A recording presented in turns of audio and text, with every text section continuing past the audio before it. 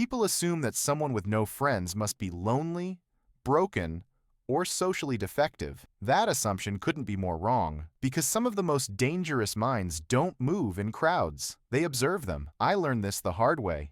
For years I was the quiet one, the person who showed up alone, the one people felt comfortable underestimating. At work, at family gatherings, even in casual conversations, I was labeled reserved, too serious, or worse, antisocial. What they didn't understand was this: I wasn't avoiding people, I was filtering them. You see, some minds aren't wired for noise, they're wired for signal. And once you become aware of how fake most social interactions really are, pretending becomes exhausting. I didn't lose friends, I stopped tolerating masks. The gossip disguised as bonding, the compliments followed by private criticism, the subtle manipulation hidden behind jokes. At some point, your brain starts recognizing patterns faster than people expect. You notice inconsistencies, shifts in tone, motivations that don't match words.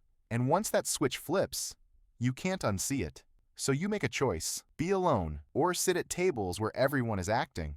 Most people choose comfort, some choose clarity. That's where the separation begins. I remember sitting in group conversations where everyone talked, but nobody listened. Surface-level chatter recycled endlessly. Weekend plans, trends, complaints about people who weren't present. I'd stay quiet, not because I had nothing to say, but because nothing meaningful was being exchanged. Depth makes shallow environments uncomfortable. People like that aren't antisocial, they're anti-waste. Waste of time, waste of energy, waste of attention. And attention is expensive when your mind processes everything deeply. After social interactions, I needed silence. Not because I hated people, but because my nervous system needed recovery. Every expression, every emotional shift, every subtle power play registered fully. While others skimmed interactions, my brain absorbed them. That level of awareness burns fuel.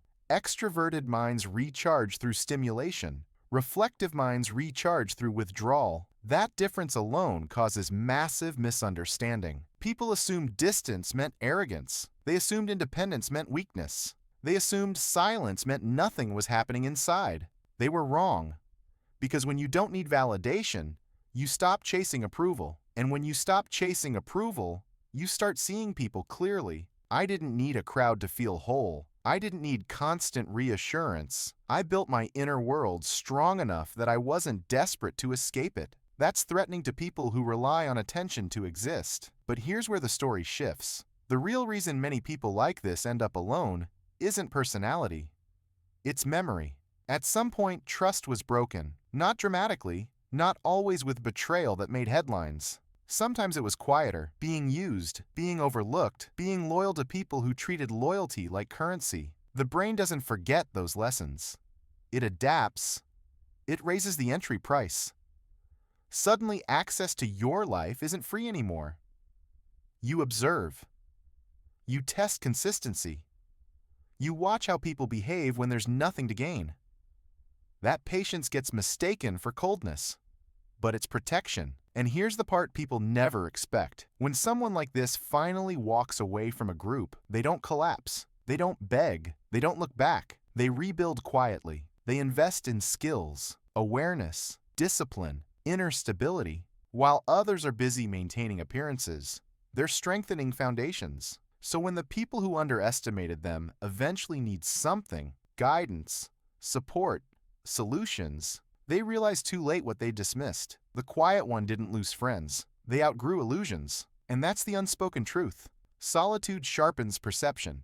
It removes distraction. It forces you to confront yourself fully. And not everyone survives that process. But those who do, they become precise, controlled, hard to manipulate. They don't seek revenge loudly. They let life deliver the contrast. If you find yourself walking alone, it doesn't mean you failed socially. It might mean your standards rose faster than your environment. Some minds aren't meant to blend in. They're meant to see through. And sometimes the strongest position isn't surrounded by people. It's standing alone, fully aware, while the world underestimates you. If this resonated, it's probably because you recognized yourself in it. And if you want more psychology-based stories that explain what school never did, stay close. The next one might uncover something about your mind you've been carrying without realizing.